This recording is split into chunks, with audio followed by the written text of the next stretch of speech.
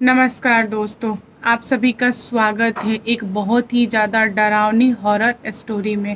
आज की कहानी मेरे खुद के गांव में घटित कहानी है। यह कहानी सचमुच में घटित हुई है, बट आजकल नहीं, बहुत पहले यानी कि मेरे परदादा के समय की बात है। मेरे दादा ने मुझे बचपन में इस कहानी के बारे में सुनाया था, सो मुझे अभी भी याद है और मुझे अचानक से याद आ गया, तो मैंने सोचा कि आप लोगों के साथ शेयर करते हैं। मुझे नहीं लगता कि बहुत सारे लोग जानते होंगे डीह आत्मा क्या होती है। जो डीह आत्मा होती है वो बहुत ही ज़्यादा खतरनाक होती है। अगर उसका जो रूप है ना, अगर वो सचमुच में निकल आए, मतलब प्रकट हो जाए, तो सब कुछ तबाह करके छोड़ता है। तो चलिए कहानी को एकदम स्टार्टिंग से स्टार्ट करते हैं। मेरे गांव में एक बहुत ही पुराना पीपल का पेड़ है और उस पेड़ के नीचे एक छोटा सा गोल सा मिट्टी का कुछ बना हुआ है और वहाँ पर गांव के लोग पूजा करते हैं। गांव के लोग ऐसा मानते हैं कि यहाँ पर डीह बाबा है और पूरे गांव की रखवाली करते हैं, पूरे गांव की मतलब देखभाल भी करते हैं। तो इस नाते लोग उनकी पूजा पाठ करते हैं। कुछ लोग होते हैं जो उनकी पूजा पाठ नहीं करते हैं। ये डिपेंड करता है उन लोगों पर, उनकी मर्जी पे, कि वे लोग अगर भगवान मानते हैं तो पूजेंगे और जो लोग भगवान नहीं मानते हैं वे लोग नहीं पूजते हैं। वे लोग पूजा पाठ क्यों नहीं करते हैं इसका भी रीज़न आपको पता चल जाएगा वीडियो के आगे में। मेरे दादा ने बताया कि यूपी में जितने भी गांव पड़ते हैं, मतलब मेरे गांव, मेरे बगल वाला गांव, उसके बगल वाला गांव, इस टाइप से जितने भी गांव हैं, उन सारे गांवों में एक डीह का स्थान होता है और दूसरे वाले गांव में डिहाइन का स्थान होता है। और जो डीह और डिहाइन होते हैं वे दोनों लोग एक जगह पे नहीं रहते हैं। मतलब एक गांव में डीह है तो दूसरे गांव में डिहाइन है। जो डिहाइन है वह डीह की वाइफ है। इन लोगों को ना अलग अलग स्थान दिया गया है। गांव के लोग ऐसा मानते हैं कि जिस गांव में डीह रहते हैं वह गांव कंगाल होता है और जिस गांव में डिहाइन रहती हैं वह गांव अमीरपति करोड़पति होता है। ऐसे गांव के लोग मानते हैं और ये हकीकत भी है। इसके पीछे बस एक ही रीज़न है कि जो डीह हैं वे पूरे के पूरे दिन बहुत ज़्यादा मेहनत करते हैं, बहुत ज़्यादा पैसा कमाते हैं और इवनिंग में अपनी वाइफ से मिलने जाते हैं और वाइफ से मिलने के बाद से वे जितने भी प्रॉपर्टी, जितने भी पैसे कमाए हुए रहते हैं वे अपनी वाइफ को दे देते हैं। डीह के हिसाब से जो उनकी वाइफ है, डिहाइन है, वह पूरे गांव को भी चलाती है और वह मालकिन है। इसीलिए डीह अपनी सारी की सारी धन संपत्ति अपनी वाइफ को दे देते हैं। ऐसा नॉर्मली हमारे घरों में भी होता है, जो भी पापा, चाचा, पति कमाते हैं वे अपनी वाइफ को देते ही देते हैं। यही सिस्टम उनके साथ भी है। दोस्तों, इस सिस्टम से मेरे गांव वाले बहुत ही ज़्यादा नाराज़ थे। उनका मानना था कि हम गांव वाले कितनों भी मेहनत कर ले, कितनों भी कमा ले, लेकिन हमें यश नहीं होता। हमारा जो पैसा है कहीं ना कहीं निकल जाता है, मतलब पूरा का पूरा गांव गरीब रहता है। ऐसा गांव वाले मानते थे। तो इसका कोई ना कोई उपाय निकाला जाए, जैसे कि बगल वाला गांव बहुत ज़्यादा अमीर है उस टाइप हम लोग बना जाए। तो इसका हल क्या है, पूरे गांव वाले सोचने लगे। फिर एक ऐसे मंडली बैठा, पंचायत में बहुत सारे लोग आए। जो बुजुर्ग लोग थे उन लोगों ने बोला कि देखो बेटा, तुम लोग कुछ भी करो, सही नहीं होने वाला है गांव। तुम लोग कितना भी कमाओ, लेकिन जो प्रॉपर्टी है वो तो बगल वाले ही गांव में जाएगी। तो लोगों ने बोला कि दादा बताओ कैसे हम इसको सही करें। फिर एक बूढ़े इंसान ने बताया, जो बूढ़े इंसान थे वो बहुत ही ज़्यादा बूढ़े थे। उन्होंने बोला कि देखो, जो डिहाइन है, अगर तुम लोग उनको अपने गांव में बुला लेते हो तब जाकर सब कुछ सही हो जाएगा। तो यहाँ पर मुद्दा ये फंसा कि जो डिहाइन है उनको तो हम जाके इनवाइट कर सकते हैं कि आप हमारे गांव में आ जाओ, बट वह आना नहीं चाहेंगे। क्योंकि हर एक लड़की का सपना होता है कि उसके यहाँ बारात आए, ढोल बाजे नगाड़े आए और उसकी शादी हो, फिर विदाई हो। मतलब ये जो प्रोसेस है ना, इसको पूरा का पूरा करना पड़ेगा, तब जाकर उनकी वाइफ यानी डिहाइन हमारे गांव में आएंगे। पंचायत में जितने लोग थे उनमें से एक ने बोला कि नहीं, यह संभव नहीं है, क्योंकि बगल वाले गांव वाले भी डिहाइन को विदा नहीं करेंगे, क्योंकि उनको भी पता है कि डिहाइन गांव छोड़ के चली जाएंगी तो फिर वे लोग कंगाल हो जाएंगे। यह स्थिति बहुत ही ज़्यादा मतलब ऐसे उलझ गई थी कि सुलझाने से भी नहीं सुलझ रहा था। फिर गांव के यंग लड़के एकदम लड़ने के लिए तैयार, और उन लोगों ने बोला कि हम लोग बारात निकालेंगे डीह का, और लाठी के बल से हम लोग शादी कराएंगे बगल वाले गांव में जाकर, और वहां से दुल्हन यानी कि डिहाइन को अपने गांव लाएंगे और दोनों लोगों को अपने ही गांव में स्थान देंगे। ऐसा नए लोगों ने बोला, बट जो पुराने लोग थे उन लोगों ने बोला कि नहीं बेटा, छोड़ दो, जाने दो, जैसा चल रहा है वैसे चलने दो, ऐसा कोई भी दिक्कत नहीं है, हम लोग राजी खुशी हैं, खुशहाल हैं, इतना ही काफ़ी है, हम ज़्यादा धन लेके क्या करेंगे, मत करो। लेकिन बुजुर्ग की बात कौन सुनता। नए लोगों में से किसी ने भी नहीं सुना। नए लोग तो एकदम लाठी वाठी तैयार कर लिए। फिर गांव के लोगों ने पंडित को बोला कि एक डेट देखो, हमें उस डेट पे शादी करनी है, डीह की शादी करनी है, और अच्छा डेट होना चाहिए डिहाइन की विदाई का। तो यहाँ पर पंडित जी ने डेट देख के बता दिया, और पंडित जी ने बोला कि यह डेट बढ़िया है, आप लोग करोगे तो शादी मतलब डिहाइन की तो काफ़ी अच्छा रहेगा। तो गांव के लोगों ने उस डेट का इंतज़ार किया। जब डेट आया तो उस डेट पे पूरे गांव के लोग लाठी और जो होता है ना हथियार, सारा हथियार लेकर तैयार, और बारात निकाल दिए। जो धूमधाम से बारात होता है ना वैसे बारात चला, गाना बजाना जो होता है ना, नगाड़े सब बज रहे हैं, गांव के लोग नाच रहे हैं, और जो गांव के यंग लोग थे वे लोग भी लाठी लेके जा रहे थे।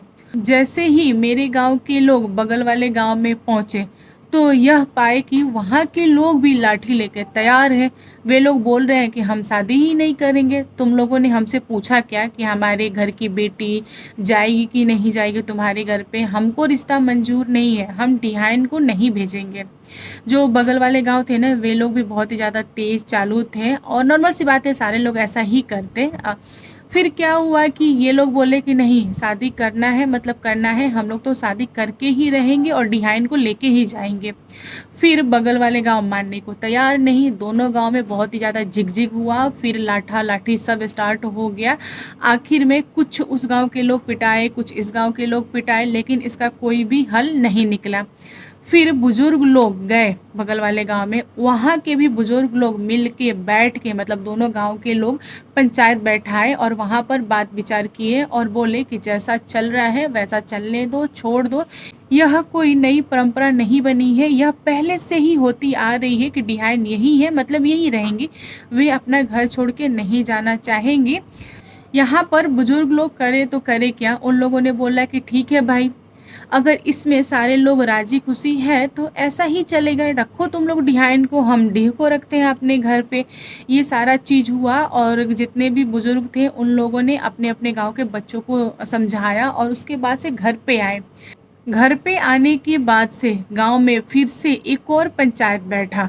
गांव के सारे यंग लोग आए, बूढ़े लोग आए, और यंग और बूढ़े दोनों लोगों में ना झिकझिक झिकझिक होना चालू हो गया। फिर बूढ़े लोगों ने बोला कि जाने दो, छोड़ दो, लेकिन यंग लोग छोड़ने के लिए रेडी नहीं थे। फिर यंग लोगों ने बोला कि देखो, डिहाइन को तो वे लोग आने नहीं देंगे, तो क्यों ना हम डीह को रोक लें, उस गांव में हम जाने ही ना दें। अगर डीह उस गांव में नहीं जाएंगे तो कैसे सारा का सारा धन उस गांव में जाएगा, हम भी देखते हैं। तो बुजुर्ग लोगों ने बोला कि देखो बेटा, तुम लोग ना देवता से और शैतान से खिलवाड़ मत करो, अगर तुम लोग करोगे तो तुम लोग बहुत पछताओगे, क्योंकि ये लोग मानेंगे नहीं, और इनके अंदर बहुत ही ज़्यादा पावर होता है, ये कुछ भी कर सकते हैं। लेकिन यंग लोग मानने के लिए रेडी नहीं थे, उनको कौन समझाता। फिर बाद में यंग लोगों ने पंडित को बुलाया और पंडित को बोला कि पंडित जी, ये जो गांव का सीमा है ना, इसको आप मंत्रों के द्वारा बांध दीजिए, ताकि जो हमारे डीह हैं उस गांव में जा न सके। फिर पंडित जी ने ऐसा ही किया जैसा लोगों ने बोला। पंडित जी ने क्या किया कि पूरे गांव का सिवान, सिवान होता है कि मापाया जाता है ज़मीन, यहाँ से यहाँ इतना ज़मीन है तो वहाँ पे एक ईंटा धंसाया जाता है, एक बगल वाले में, एक इधर एक इधर, मतलब पूरा गांव के चारों तरफ ईंटा धसा दिया गया और सिवान बना दिया गया। फिर उसी सिवान को पंडित जी ने बांध दिया ताकि डीह इस गांव से उस गांव में ना जा सके। और उसके बाद से सारे लोग मतलब खुश हो गए कि चलो डीह हमारे यहाँ रहेंगे, मतलब प्रॉपर्टी सारा धन संपत्ति हमारे यहाँ ही रहेगा। फिर सारे लोग अपने अपने घर में खा के पी के हंसी खुशी से सो गए। रात के जैसे ही 10 बजा, गांव में एक बहुत ही भयानक तूफान आया। तूफान में आंधी थे और पानी भी पड़ रहे थे और जो बर्फ़ होता वो भी गिर रहा था, बहुत भयानक था। जिनके कच्चे मकान थे उनके तो मकान उड़ गए, जिनकी मतलब मिट्टी वाले पक्के वाले मकान थे खपड़ेले वाले उनके थोड़े बहुत बच गए, लेकिन गांव के सारे लोग तबाह हो गए उसमें। और यह जो आंधी था ना, वह नॉर्मल आंधी नहीं था, उस आंधी को डीह ने छोड़ा था। तो यहाँ पर गांव के बुजुर्ग लोगों ने बोला नए लोगों को कि बेटा जाओ तुम लोग डीह के स्थान पर जाके माफ़ी मांगो उनसे और बोलो कि कल पंडित को हम बुलाकर जितना भी सीमा हमने बंधवाया है हम खुलवा देंगे।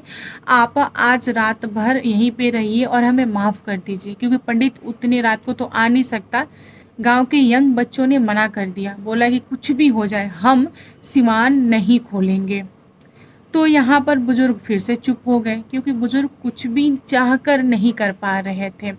दोस्तों कैसो भी रात कटी, अगले दिन लोग फिर से अपने घर को मरम्मत में लग गए, ताकि मरम्मत करेंगे तभी तो रहेंगे। रात में बहुत ज़्यादा नुकसान हो गया था और दिन भी कटा, फिर रात हुई।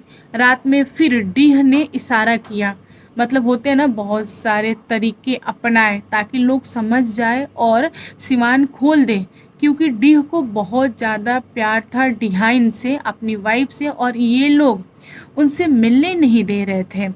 तो फिर यहाँ पर डीह बहुत ही ज़्यादा गुस्से में थे, उन्होंने फिर से गांव का बहुत सारा सामान ऐसे नुकसान किया, फिर भी यंग लोगों को दिमाग नहीं आया।